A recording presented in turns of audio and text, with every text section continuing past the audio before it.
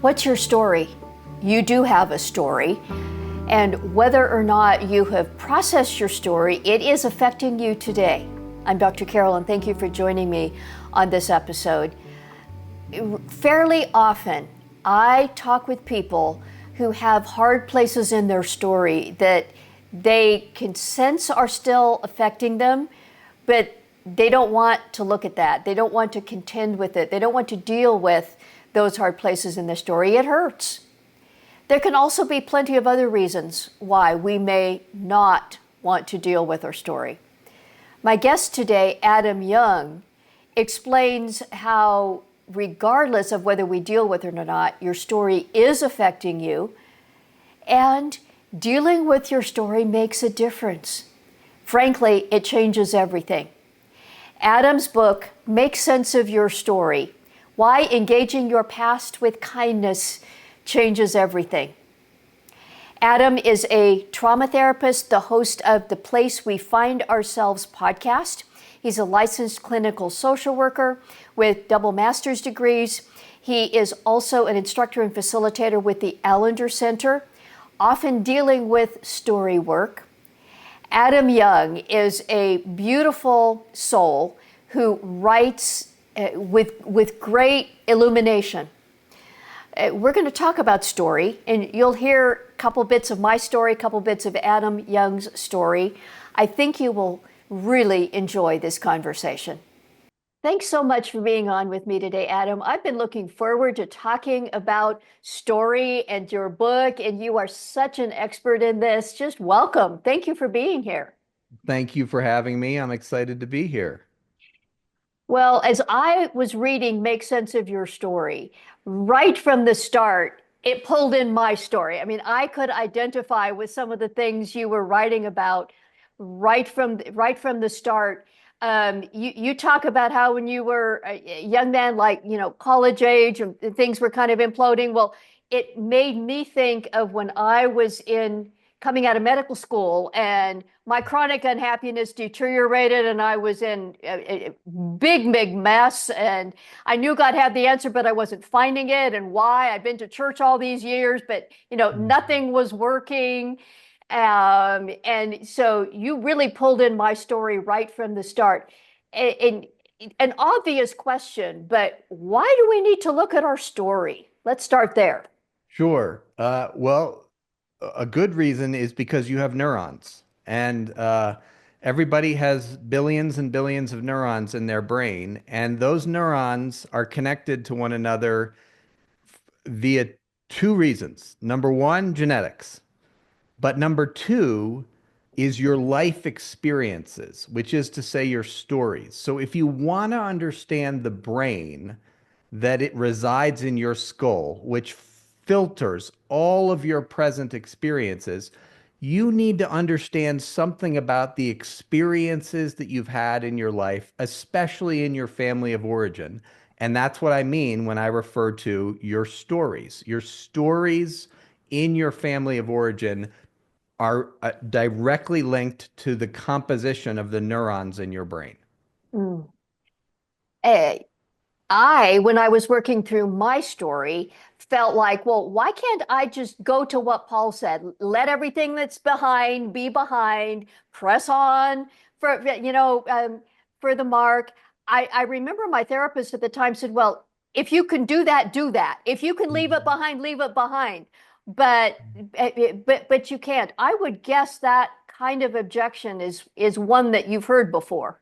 It's one that I've heard before, and that comes directly from Philippians. And if Yep. you flip back a couple pages in your Bible, you'll notice that Paul also says this. He wants to participate in the fellowship of the sufferings of Christ so that he might attain the resurrection of the dead. In other words, Paul is linking suffering and resurrection. He's linking death and healing. And what I would suggest is that if you want to know Christ in a robust, vital way, you have to know something about the sufferings that you have borne in your body, particularly as a boy or a girl. But Adam, we don't like to do that. It's Right. uncomfortable. It hurts. I don't want to go back and relive or experience or think about those details. Okay, maybe it could have been better, but I don't want to have to go back there. hmm Yeah, yeah, you're not alone. You're voicing something that I think any of us, if we're honest, a part of us feels this sense of what's the point of going back to the past? I can't change it. Yep. So what's the point of looking at the past? And what I would say, and I say this in the book, is it's a quote from William Faulkner in the book What Requiem for a Nun, where one of the characters says this: the past isn't dead. Hmm. It's not even past. Now, Mm. that second part of that sentence is so important neurobiologically. Your past is present. In other words, your past experiences in life have directly related to the configuration of the neural networks in your brain that Yeah. is filtering all of your present experiences. So, if you want to understand your present, and if you want, in the words of Jesus, release from your captivity in the present, and we all have places where we're bound, Yeah. where we're stuck in the present. If you want release, you need to understand something of the captivity, which means you have to understand something of your brokenheartedness. That's the linkage that's made in Isaiah 61, which Jesus quotes in Luke 4. And what's the linkage? The Spirit of the Lord is upon me. He sent me to bind up the brokenhearted.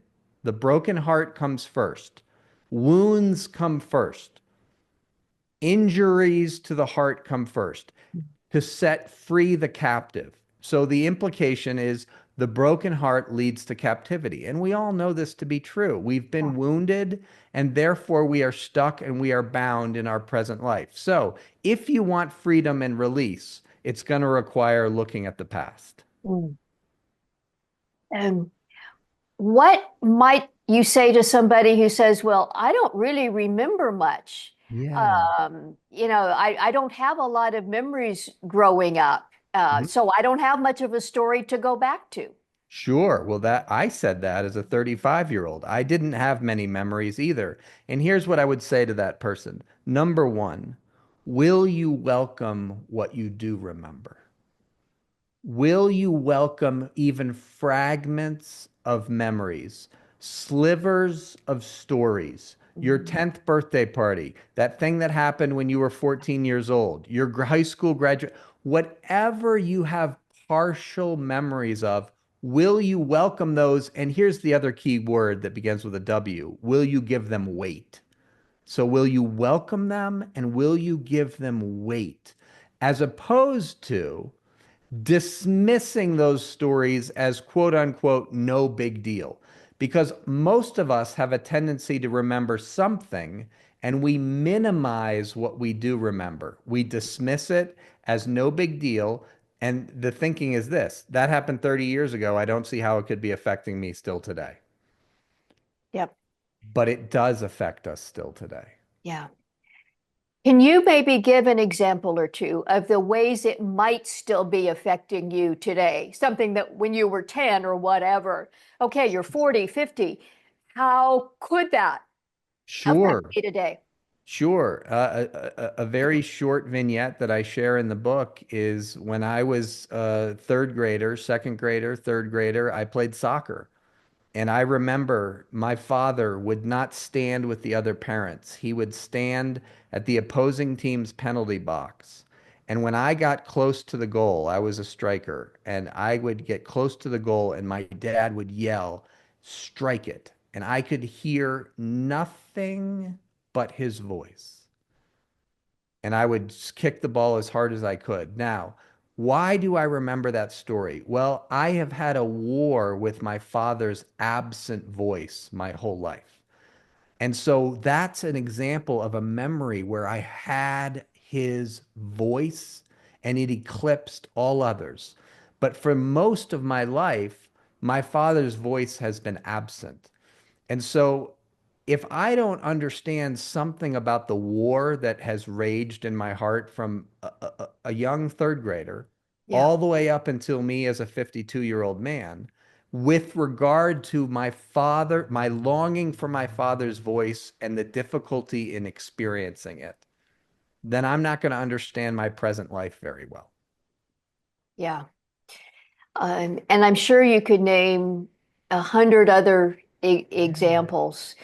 Um, I can imagine, because it was something I wrestled with in processing my story, somebody might also be feeling like, well, I shouldn't let it affect Yes. me, that Yes. I'm just weak. And so Yes. therefore, I've just got to get it together.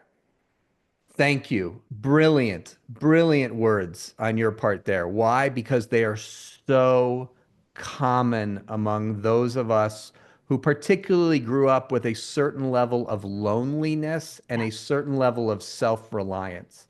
And the idea is that I should be able to somehow overcome and conquer whatever bad stuff happened to me as a boy or a girl. And all I would say to that is you're at war with the way God made you. God made you in the image of a trinity. That means you are hardwired for relational connection and interdependence. That means, here's the key word, I need. I need. I need people. And many of us are very allergic to the word need. But to be created in the image of a triune God is to need the care and support of other human beings, i.e., the body of Christ. Eh, To go a bit more with the need paradigm, you talk about not just contending with the facts, but contending with what was going on inside you as those event at that event or those events happen. Things like desires and disappointments, Yeah. and the impact on your heart, the under the surface stuff. Uh, Yes. Go a bit more with that. Well, what I would say is that the fundamental plot line of your life has to do with what you've done with your desires and what you've done with your disappointments. To be human is to long, it is to yearn, it is to desire, especially as children. As children, we were chock full of longings and desires. Now, many of us over the course of our lives have tried to deaden those desires as an attempt to manage disappointment. In other words, we have war with hope. We have a war with hope. And longings that go unmet for seasons or years will often lead to some form of cynicism. Mhm. It's this sense of, I can't expect God to meet this desire for me in the land of the living, to use the psalmic language. Yeah. And that cynicism is A, understandable. I totally get it. But B, it has nothing to do with the resurrection of Jesus Christ. And very often we've kind of baptized that cynicism, and I call it a form of Christian cynicism, but there's nothing Christian about it. It's a way of managing hope, it's a way of trying to somehow prevent disappointment. But your disappointments tell me something about your heart that really is linked to your essence, to your name, to your glory. So I Mhm. want to know your disappointments and I want to know your desires. Mhm. Well, as I was reading that part of your book, another piece of my story came to mind. I was 13. I'm the oldest sibling in my family. This happened when I was 13 years old. I had one younger sister at the time. Both my sister and I wanted another sibling, and my mom finally told us that she was pregnant. We were overjoyed.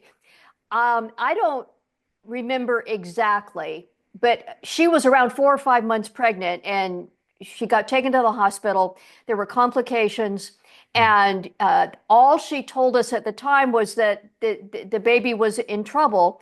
I remember praying Yes. deeply with all my heart. Lord, say I want my baby sister. Save this baby. Let me have a baby sister. And within 24 hours, she lost the baby. Yeah. I felt that I had heard God say to me in my prayer, it's going to Yeah. be okay. You Yeah. know, her Yeah. pregnancy is going to be saved. And Yeah. I felt deeply disappointed that I thought I had heard God's voice and then Yeah. it didn't happen. And it Yeah. wasn't something like it could be delayed. That baby was gone, Right. dead.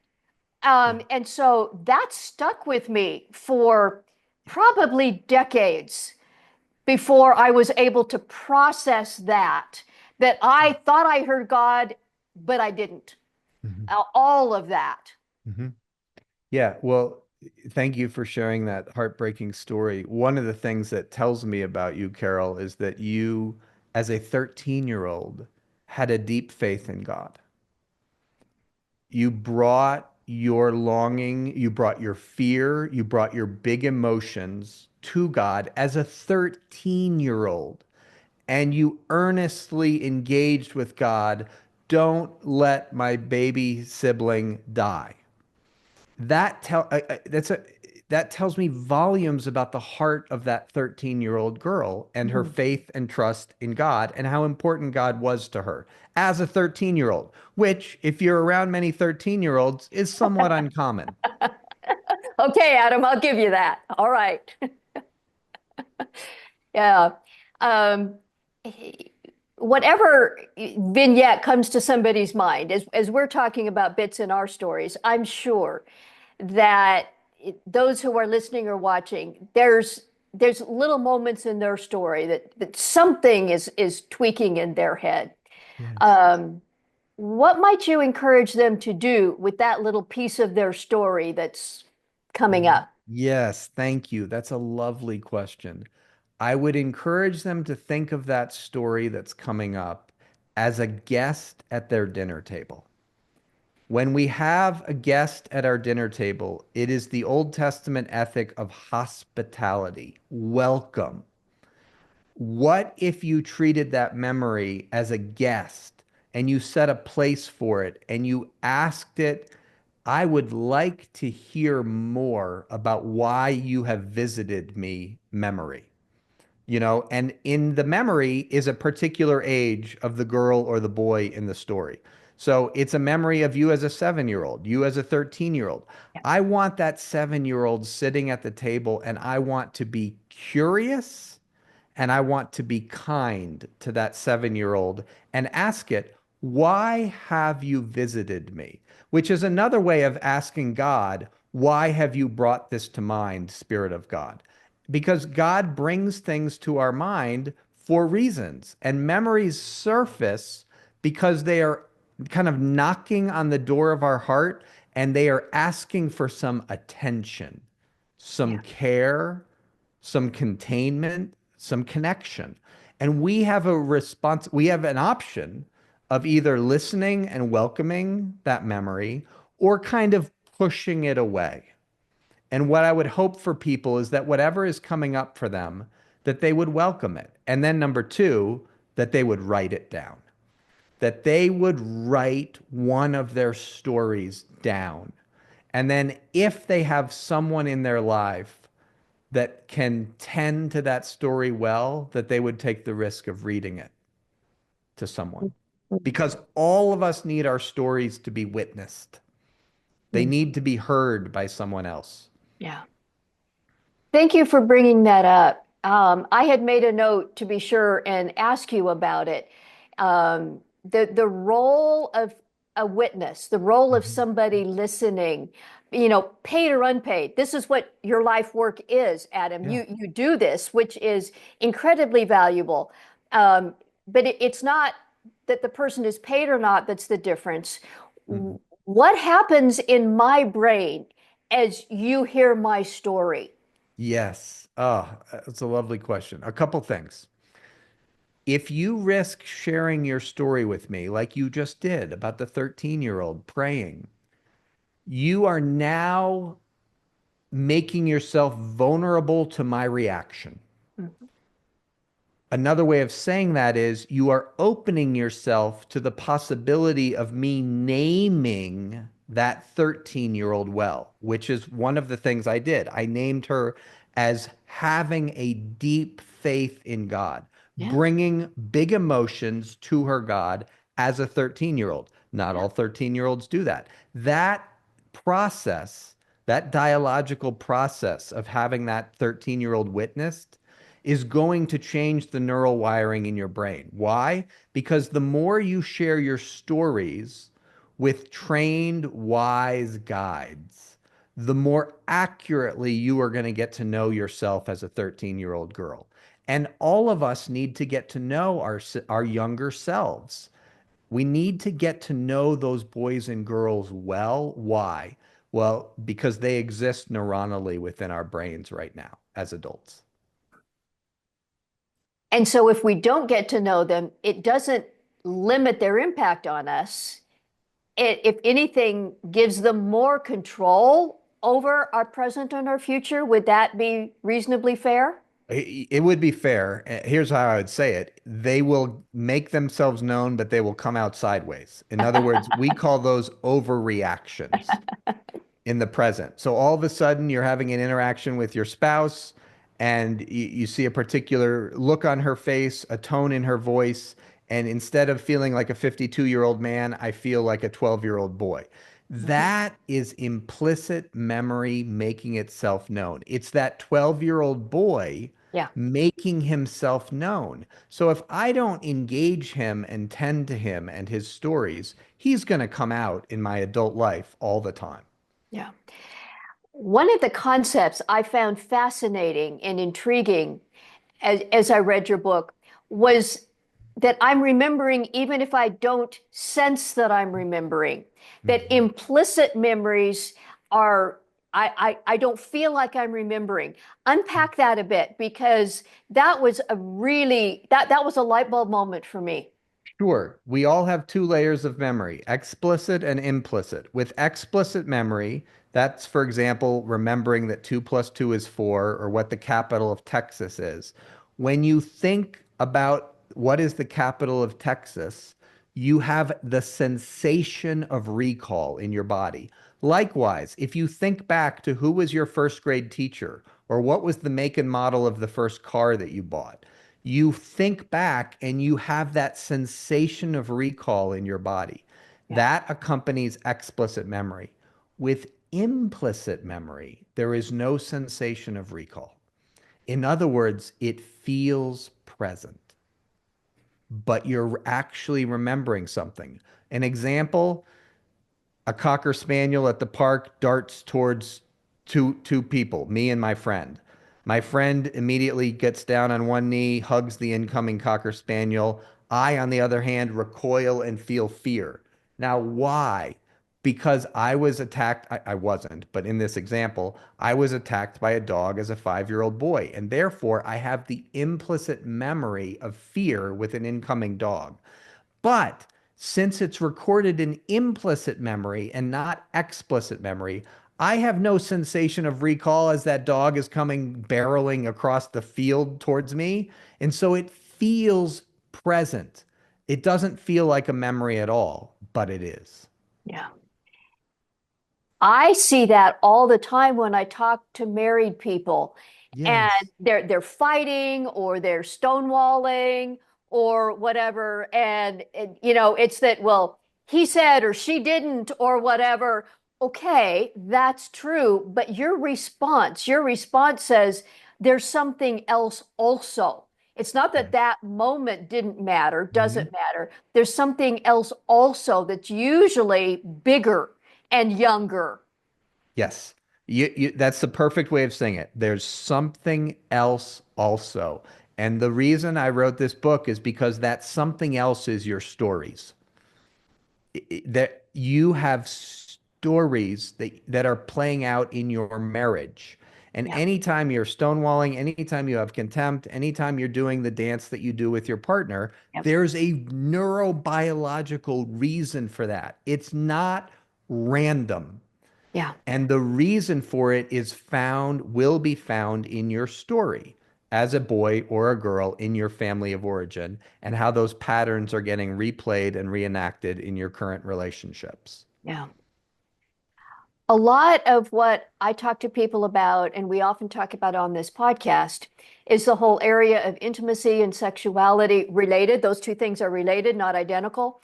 Um, would you comment for a minute on how our story around intimacy, sex, sexuality, that realm of life can be so powerful in impacting my life now? Yes, everyone needs to come to terms with the fact that they were created as a sexual being, which means that you have a sexual story. Yep. So for all girls have the story of getting their period. Now, Mhm. this can be either a lovely rite of initiation or it can be a moment of profound shame, absence, aloneness, confusion, but you have a story of getting your period and you have a story of learning that you are a sexual being. Yep. A lot of us, that story happened in school, not through our parents. Why? Because our parents lacked the courage to engage us about that topic. And Mhm. so, whether your introduction to your sexuality was through pornography, whether it was through sex ed at school, whether it was through the school bus conversation or the locker room conversation, all of us learned that we were sexual beings somehow. And what I would want people to explore is how they came to know about their sexuality. And what, again, we're in the category of desires and disappointments. Yep. We're in the category of shame. None of us make it to adulthood without Yep. sexual shame. But have you put words to the stories where you experience sexual shame as a boy or a girl? It's absolutely essential to know those stories, or that's going to play out in your adult relationships all the time without you knowing why. Yeah. We've talked a lot about why story impacts us and the value of contending with it, but where are we headed? What's the result? Hmm. We've said the facts won't change. The Right. event that the sequence of events won't change. What does change? Can our future be impacted if we deal with our stories? Well, yes, absolutely. But here's the two words that come to mind as you ask the question: release and calling. Okay. The goal of story engagement is not healing. I mean, I think all of us deep down know that we were made for more than healing. We are made for calling. In other words, there is in Revelation 2, there's a white stone. It talks about a white stone. And Yes. on that stone is a name. And that name is known only between me and God. Mm, Whatever is written on your white stone is your calling. It's your essence. It's your name. It's what makes Adam Adam and Carol Carol. mm. The goal of engaging your story is so that you can know who you were created to be and what you have been put here to do. And that gives life a profound, robust sense of meaning and freedom. Wow. Um, that stirs up a lot in me. I'm in my 60s now. I have come to see how all the elements of my story went into me becoming who I am so that I can do what I'm doing now. Yeah. Um, but to link that to calling in a sense that that's the reason I'm on this planet. That's what God imagined when he imagined me in eternity past. That's what he imagined. Mhm. And contending with my story opens up the possibility of me living in that, fulfilling that. Yes. That's profound. Yes, and it's hopeful because Yes. all of us need meaning in our lives. We need calling, we need impact, we need influence, we need belonging. These are the things that story engagement lead to. These are the fruits of story engagement: meaning, calling, belonging, all the things that are very human needs that God created us to have and created us with. Yeah. Um, we've talked about specific moments, things that I've remembered, you've remembered, and what might be coming up in our listeners' minds as they listen to us talk. Um, is there a need or value in the narrative? In other words, putting these pieces together and connecting the dots. I don't think we've talked specifically about that yet, Mhm. but I think it might be worth commenting on. Sure. To connect the dots is to make sense of your story. Mhm. And all of us want to make sense of our lives. We want a sense of narrative coherence as we look back and as we look forward and as we understand our present. Why does my present look and feel the way it does? Well, by making sense of your past stories, you will understand something of your present. And this is the genius of Genesis, the story of Hagar. Where have you come from and where are you going, Hagar?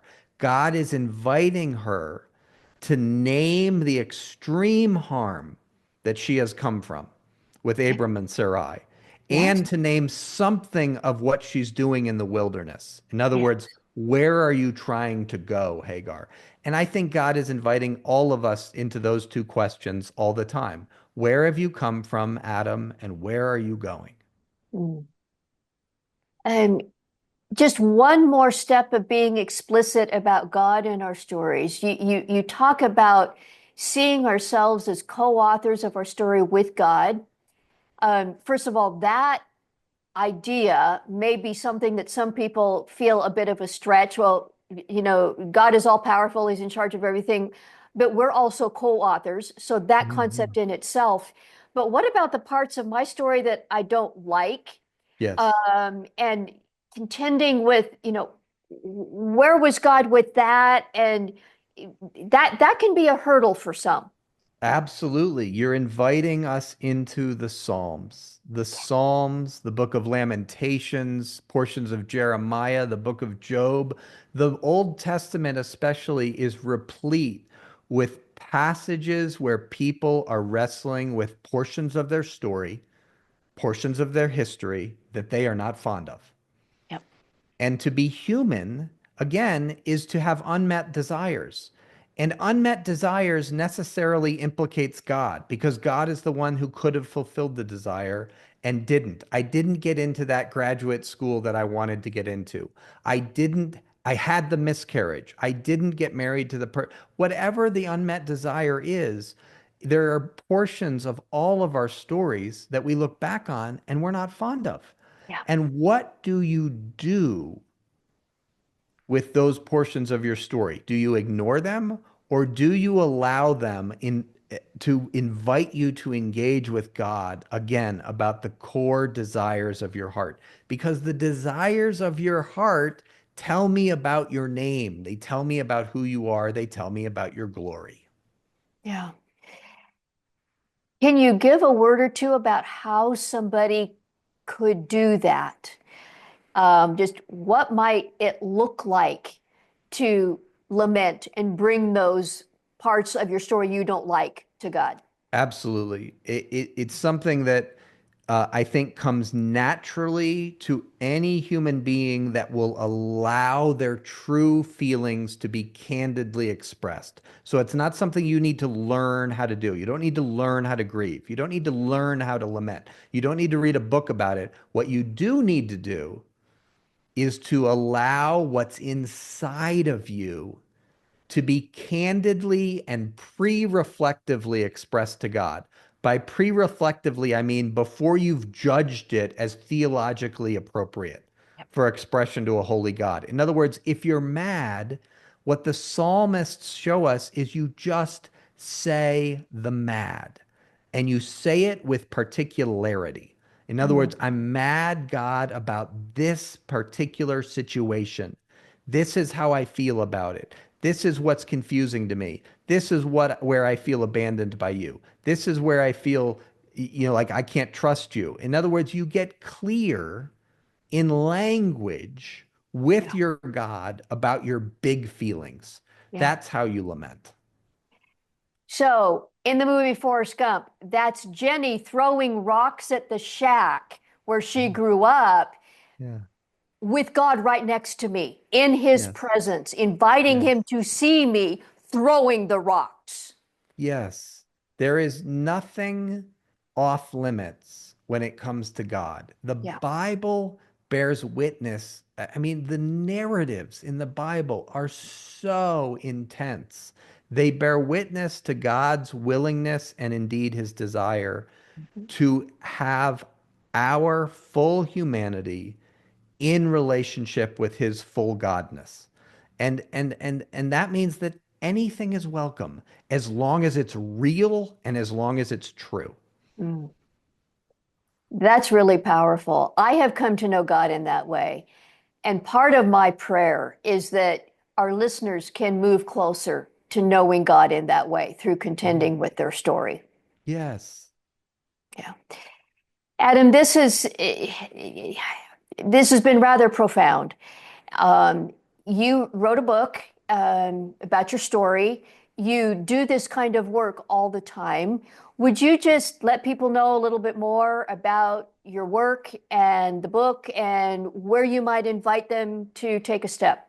Sure. The book is called Make Sense of Your Story. It's not just a book, it also has exercises and invitations in it. So it's something that is designed to invite you to start to write some of the pivotal stories, the formative stories from your growing up years, whether it's your sexual story, the story that your body is telling you, your family of origin story, but I'm inviting you to write out one, two, three of those stories, and then to read it to a trained, wise guide. And as you said brilliantly earlier, that doesn't have to be a paid therapist. It does have to be someone who has grown and matured enough in their own story that they can engage you well in yours. And Yeah. if you want to do that in formal spaces, one place you can do that is with the Allender Center. They have groups. It's called theallendercenter.org. They have story workshop groups where you read a story in a group setting. Kurt Thompson at the Center for Being Known also has confessional communities that are doing something a little bit different, but it's a similar kind of space. And then there are lots of story work guides and coaches out there who do charge if you want to do this work in more depth. And you can find them on my website, adamyoungcounseling.com. Oh, folks, check the links. We've got them in the show notes and under this video if you're watching. Um, Make sense of your story, why engaging your past with kindness changes everything. Adam, thank you for sharing bits of your story with us and for helping so many to engage their stories, to find the release and meaning. Many, many blessings to you. This has been beautiful. Thank you for having me. I'm quite sure that there were little pieces of your story that were coming to mind as you were listening to that, watching that conversation. If so, I would encourage you to, as Adam Young talked about, see that bit of your story as a guest. Be a little curious and then write that down. Take the time to welcome what that bit of your story may elucidate about you. And then find a gentle, wise, trained guide to read that part of your story too. I would also encourage you to check the links under this video. We have links to Adam's counseling website, to the Allender Center, and to his book, Make Sense of Your Story, Why Engaging Your Past with Kindness Changes Everything. For those of you where your sexual story may be a significant issue, a significant part of what is still impacting you today, one of the things that we at Dr. Carroll Ministries are offering is our intensives, a 4-day time that you can bring the difficult places in your story, particularly your sexual story, out into the light in a small group, safe setting. And then most importantly, invite Jesus into your story. That experience of having Jesus show up in your story makes a difference. The kind of freedom, even joy, the kind of healing that I have seen people experience in these 4-day intensives is so encouraging and frankly can be very remarkable. drcarolministries.com/intensives is where you can find out about that. We also have that link under this video. I'd encourage you to check it out. If you have questions about that, let me know. Often when I talk with someone who's considering coming to one of these intensives, there's a lot of resistance, a lot of anxiety. That's normal. That's normal. But Jesus would just say, come. Regardless of whether it's to our intensive or whatever, Jesus would say, come. This is a place where you can bring that part of your story. We can deal with this. If you'd like to leave me a confidential message, you can do that at our contact page on our website, drcarolministries.com. You can also leave a comment under this video. I read every one and really appreciate when you engage in that way. Thank you for being part of our online family here, and I'll see you next time.